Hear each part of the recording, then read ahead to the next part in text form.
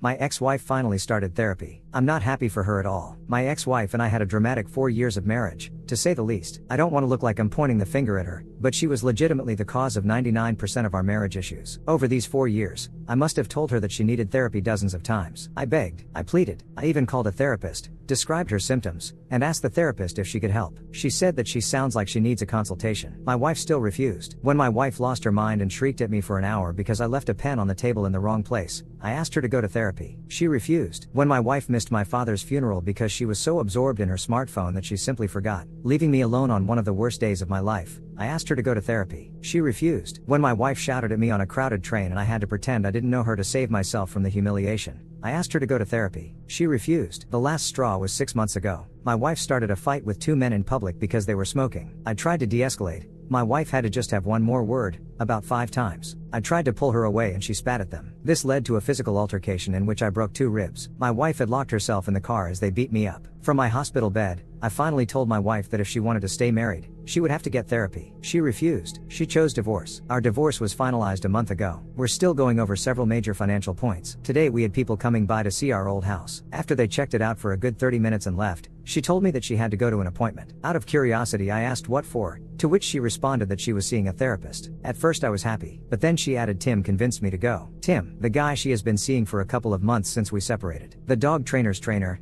if I'm recalling his profession correctly. In 4 years, dozens of witnessed meltdowns, public humiliation and 2 broken ribs, I could not do what Tim did in under 60 days. I have no idea what he has that I don't. But now I'm sitting here, likely feeling worse than I did at any point in our marriage. Why didn't she try to salvage things with me? Why did she care so little?